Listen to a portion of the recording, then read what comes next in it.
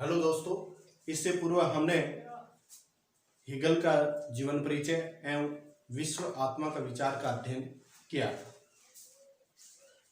इसी क्रम में हम हेगल की द्वंद्वात्मक का अध्ययन करते हैं। हेगल ने द्वंद्वात्मक प्लेटो से ग्रहण की थी। इस द्वंद्वात्मक से संबंधित नेट की एग्जाम में और फर्स्ट ग्रेड की एग्जाम में कई बार प्रश्न पूछे जाते हैं कि हेगल ने द्वंद्वात्मक किस विचारक से ग्रहण की थी, तो उसने प्लेटो से ग्रहण की थी तथा इसके 3 तत्व बताए, वाद, प्रतिवाद और संवाद। इनसे संबंधित भी कई बार प्रश्न पूछा जाता है। तो आइए हम हेगल की द्वंद्वात्मक का विस्तार से अध्ययन करते हैं। हेगल ने द्वंद्वात्मक प्लेटो से ग्रहण की थी।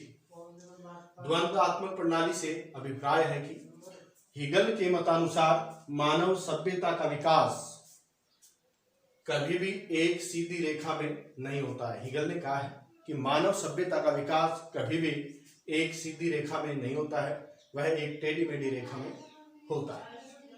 जिस प्रकार एक प्रचंड तूफान में थपेड़े खाता हुआ एक जहाज अपना मार्ग बनाता है, अर्थात समुद्र में जब प्रचंड तूफान आ जाता है तो एक जहाज थपेड़े खाता हुआ अपना मार्ग बनाता है और अपनी मंजिल पर पहुंचता है।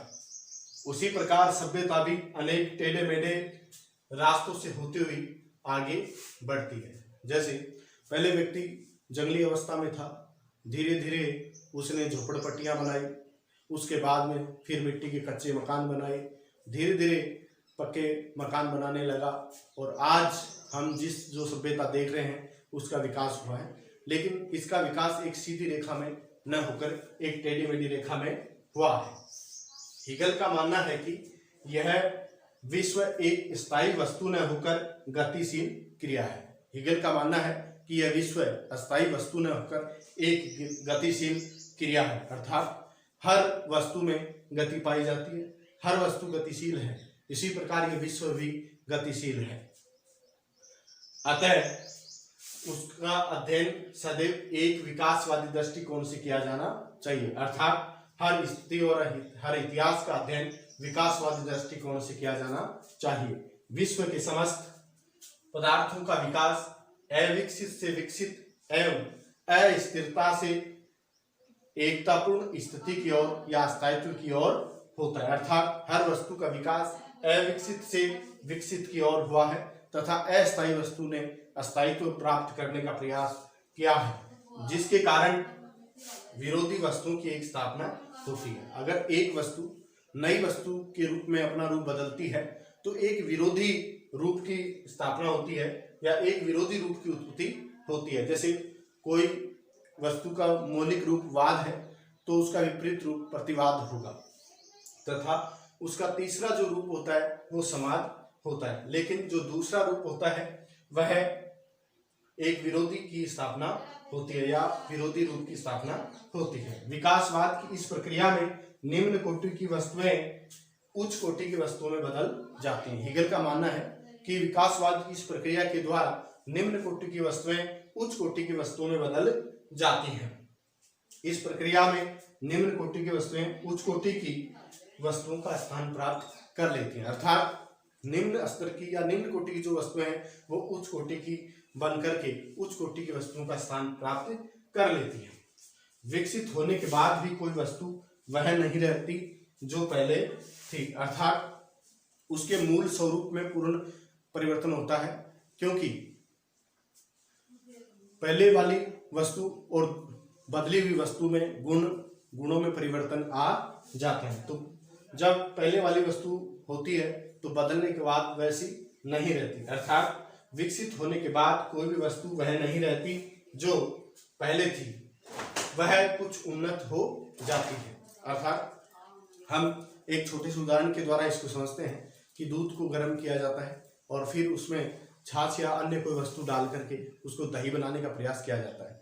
तो दूध और दही में गुणों में बहुत अंतर होता है, क्योंकि दही पूर्ण रूप से उससे बदल जाता है, अर्थात नई वस्तु कुछ उन्नत हो जाती है, अर्थात उसमें पहले वाले गुण नहीं होते हैं। इस विकासवादी प्रक्रिया को हेगल ने द्वंद्वात्मक प्रक्रिया का नाम दिया है। हेगल इस द्वंद्ववाद शब्द की उत्पत्ति यूनानी भाषा के शब्द डायलेगो से हुई है, जिसका अर्थ है वाद विवाद करना होता है। अर्थात यूनानी शब्द डायलेगो से शब्द द्वंद्ववाद शब्द की उत्पत्ति हुई है, जिसका अर्थ वाद विवाद करना होता है।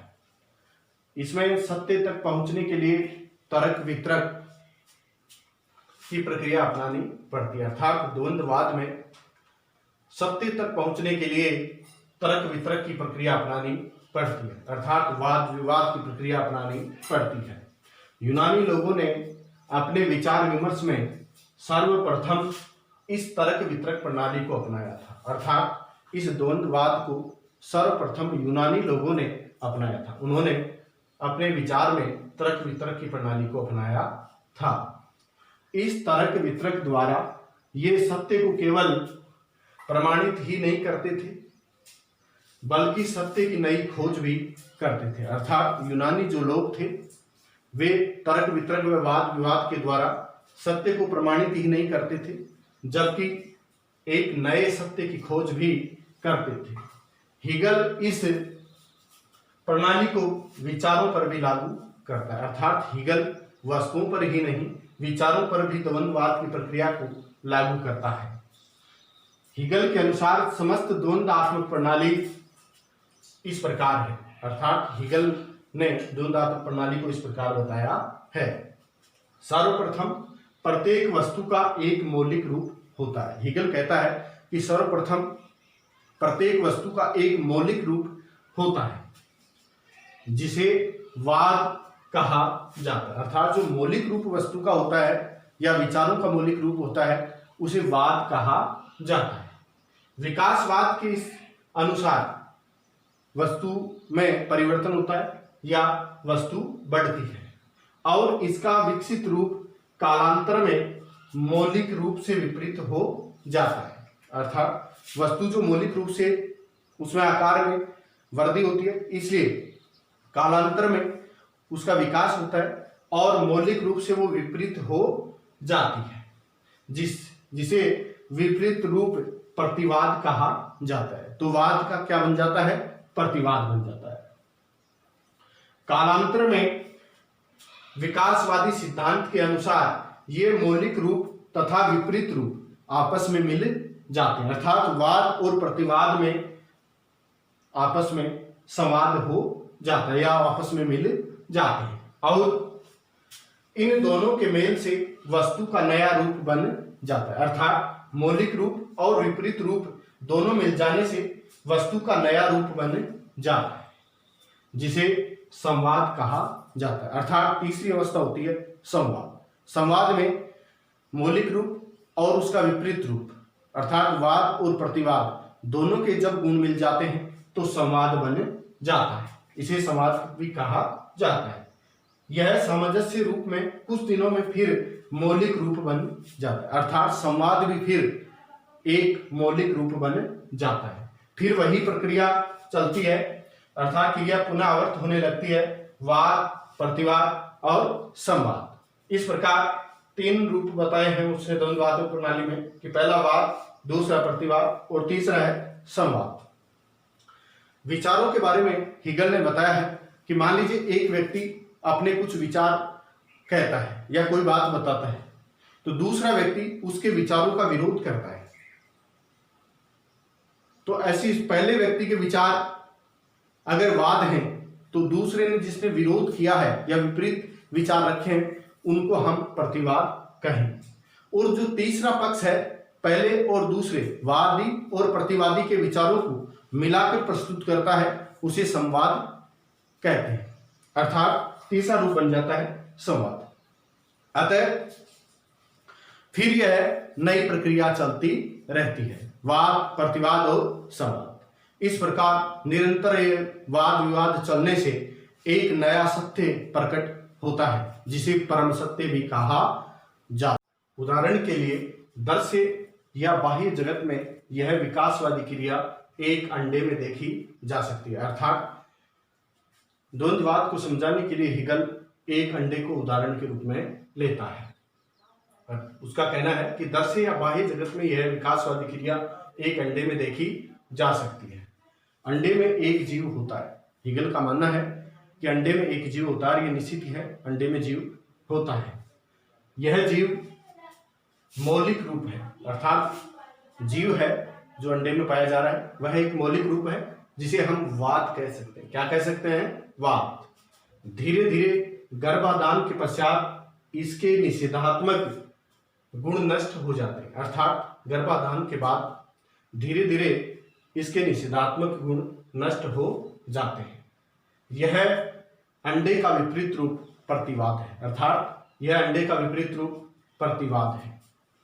किंतु इन गुणों के नष्ट हो जाने से अंडे के जीव की मृत्यु नहीं होती, एक नए प्रकार के जीव का जन्म होता है। फलस्वरूप एक नए प्रकार के जीव का जन्म होता है जो पहले के दोनों रूपों से भिन्न है, अर्थात वाद और प्रतिवाद से भिन्न है, जो सामंजस्य रूप है जिसे संवाद या संश्लेषण कहा जा सकता है, अर्थात उसको संवाद या संश्लेषण रूप कह सकते हैं। क्योंकि जैसे अंडावाद, उसमें एक जीव होता है अंडे में, तो अंडे में एक जीव होता है वो एक वाद है, फिर अंडा निषेचन के बाद में नया रूप प्राप्त कर लेता है, वो प्रतिवाद हो जाता है। प्रतिवाद के बाद में पुनः वाद और प्रतिवाद में संश्लेषण होकर एक नए जीव का जन्म होता है, उसको वह संश्लेषण या फिर संवाद कहता है। इसी उदाहरण के आधार पर हेगल विचार जगत को भी समझाने का प्रयास करता है। विचार जगत में थीसिस, एंटीथीसिस एंड सिंथेसिस को हिंदी में वाद, प्रतिवाद और संश्लेषण, जिसको हम संवाद भी कह सकते हैं, या समन्वय कहा जाता है। कोई वस्तु जो जन्म लेती है, कोई वस्तु जो जन्म लेती है वह वाद है, वह वाद है, और उसकी विरोधी बात प्रतिवाद होती है। अर्थात कोई भी बात कोई व्यक्ति कहता है तो वो बात या उन विचार का जन्म हुआ, इसलिए वह वाद है। दूसरा उसकी विरोधी बात करता है या विरोध की बात करता है तो वह विरोधी बात प्रतिवाद होती है। वाद तथा प्रतिवाद दोनों में ही गुण और दोष होते हैं। हेगल का मानना है कि वाद और प्रतिवाद दोनों में ही गुण और दोष होते हैं और दोनों परस्पर विरोधी होते हैं, अर्थात गुण और दोष आपस में विरोधी होते हैं। वाद और प्रतिवाद भी आपस में दोनों विरोधी होते हैं, अतः उनमें संघर्ष होता है। तो दोनों में क्या होता है? संघर्ष होता है, जिसके परिणाम स्वरूप संश्लेषण के रूप में एक नई तीसरी चीज जन्म लेती है, अर्थात संवाद रूप में एक नई तीसरी चीज जन्म लेती है। विचार जगत में सत्य की खोज इस तरह होती है, अर्थात हेगल कहता है कि विचार जगत में सत्य की खोज इस तरह होती है कि मान लीजिए आरंभ में जीवन व्यतीत करने के लिए कोई नियम नहीं थे, अर्थात आरंभ में जीवन व्यतीत करने के लिए कोई नियम नहीं थे। ऐसी स्थिति में मनुष्य ने अनुभव किया कि जीवन व्यतीत करने के लिए नियम होने चाहिए, अर्थात जीवन जीने के लिए कुछ नियम होने चाहिए। इस अनुभूति के साथ अनेक नियम बने, जैसे सत्य बोलो, दया करो आदि। लेकिन एक दृष्टि में हम देखें तो नियम समाज और जीवन व्यतीत करने के लिए जरूरी थे, तो पहले नियम बने, तो नियम वाद बने। क्या नियम क्या बन गए? वाद के रूप में। तथा कुछ लोगों ने नियमों का विरोध किया कि ऐसा नियम ठीक नहीं है, ऐसा नियम बनना चाहिए। इस प्रकार नियमों का विरोध हुआ तो दूसरे नियम बने। इस प्रकार एक नियम की पालना की गई तो दूसरा नियम बना, और दूसरे नियम की पालना की तो पहले वाला नियम का विरोध हुआ। इस प्रकार दूसरा, पहले वाले नियम को हम वाद कहें तो दूसरा नियम प्रतिवाद कहलाएगा। इस प्रकार एक नियम ने दूसरे नियम को समाप्त कर दिया या एक नियम ने दूसरे नियम का विरोध किया। फलस्वरूप समाज में अशांति की स्थिति उत्पन्न हो जाती है। फलस्वरूप दोनों नियमों के विपरीत क्योंकि दोनों में एक गुण और दोष दोनों में होते हैं। इस प्रकार पहले नियम और दूसरे नियम में संघर्ष होता है। फिर तीसरे नियम का निर्माण होता है, जिसमें पहले वाले के गुण भी विद्यमान होते हैं और दूसरे वाले नियम के गुण भी विद्यमान होते हैं। इस प्रकार तीसरा जो नियम बनता है वह वाद प्रतिवाद का तीसरा रूप संश्लेषण कहलाता है। इस प्रकार निरंतर समाज में नए नए कानूनों का निर्माण होता रहा, नए नए नियमों का निर्माण होता रहा और सभ्यता आगे बढ़ती रही। हीगल ने अपनी इस द्वंद्वात्मक प्रणाली के द्वारा समाज और राज्य के विकास की पत्ति को भी समझाने का प्रयास करता है। इस द्वंद्वात्मक प्रणाली द्वारा ही हीगल समाज और राज्य के विकास का अध्ययन करता है, अर्थात वह इस प्रणाली के द्वारा ही राज्य और समाज की उत्पत्ति का अध्ययन करता है। हीगल की मान्यता है कि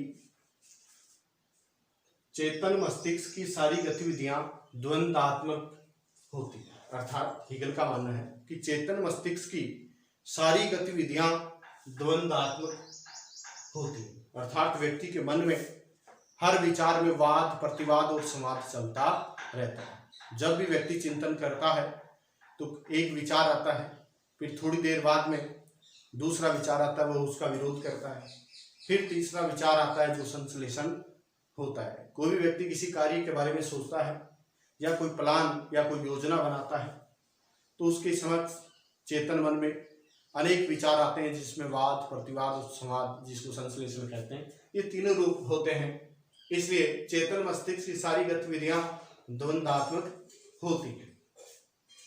यथार्थता स्वयं चेतन मस्तिष्क की एक प्रणाली है, अर्थात हीगल का मानना है कि वास्तविकता स्वयं चेतन मस्तिष्क की एक प्रणाली है, अर्थात व्यक्ति यथार्थ पर पहुंचना चाहता है या वास्तविकता पर पहुंचना चाहता है और यथार्थ केवल एक विचार है और यथार्थ जो वास्तविकता है वो एक विचार है जो हर व्यक्ति के मन मस्तिष्क में चलता रहता है। यथार्थ सत्य की प्राप्ति केवल आत्मा से ही हो सकती है, अर्थात वास्तविक सत्य की प्राप्ति केवल आत्मा से ही प्राप्त हो सकती है। हीगल का मानना है कि यथार्थ सत्य की प्राप्ति केवल आत्मा से ही हो सकती है। आत्मा का एक बाह्य रूप भी होता है। हीगल का मानना है कि आत्मा का एक बाह्य रूप भी होता है। यह बाह्य रूप भौतिक होता है। तो बाह्य रूप क्या होता है? भौतिक होता है, जिसका प्रतिनिधित्व राज्य करता है। कौन करता है? राज्य करता है। फर्स्ट ग्रेड की एग्जाम में और नेट के पिछले के पेपर में भी यह पूछा गया था कि आत्मा का एक बाह्य रूप भी होता है, यह बाह्य रूप भौतिक होता है, जिसका प्रतिनिधित्व राज्य करता है। यह कथन किस विचारक का है? तो यह हीगल का है। यह विचार हीगल का है। हीगल द्वंद्वात्मक प्रणाली द्वारा राज्य के विकास का अध्ययन करते समय यह मानता है कि यूनानी राज्य मौलिक रूप थे, अर्थात हीगल द्वंद्वात्मक प्रणाली द्वारा राज्य के विकास का अध्ययन करते समय यह मानता है कि यूनानी राज्य मौलिक रूप थे, अर्थात यूनानी राज्य को वह मौलिक रूप मानता है। धर्म राज्य उसके विपरीत रूप थे, अर्थात जो धर्म राज्य थे, धर्म पर आधारित राज्य, वे उसके विपरीत रूप थे। इसलिए राष्ट्रीय राज्य उनका एक सामंजस्यपूर्ण रूप होगा, अर्थात वह वर्तमान जो राष्ट्रीय राज्य हैं उनको सामंजस्यपूर्ण रूप कहता है। अर्थात राज्य में वाद सिर्फ यूनानी राज्यों को मौलिक रूप थे, इसलिए वाद माना है, यूनानी राज्यों को वाद माना, तथा धर्म राज्यों को उसके विपरीत प्रतिवाद माना, तथा वर्तमान जो राष्ट्रीय राज्य हैं उनको वह उनका संश्लेषण रूप या सामंजस्य रूप मानता है। कला, धर्म तथा दर्शन को भी हीगल इसी प्रकार मूल रूप, विपरीत रूप तथा सामंजस्य पूर्ण रूप मानता है, अर्थात कला, धर्म तथा दर्शन को भी वह वाद, प्रतिवाद और संवाद के रूप में व्याख्या करता है। कार्ल मार्क्स ने इतिहास की अपनी भौतिकवादी व्याख्या करते समय हीगल की इस प्रणाली का अनुसरण किया, अर्थात मार्क्स ने भी द्वंद्वात्मक भौतिकवादी प्रणाली जो है या द्वंद्ववाद की प्रणाली हेगल से ग्रहण की है। अर्थात वह अपनी भौतिकवादी व्याख्या में भी हेगल की इस प्रणाली का अनुसरण किया है, क्योंकि यह प्रणाली दार्शनिक दृष्टि से विकासवादी अध्ययन के लिए एक ठोस और सही प्रणाली है। हेगल अपनी द्वंद्वात्मक प्रणाली के द्वारा एक सभ्यता का विकास को समझाने का पूर्ण रूप से प्रयास किया।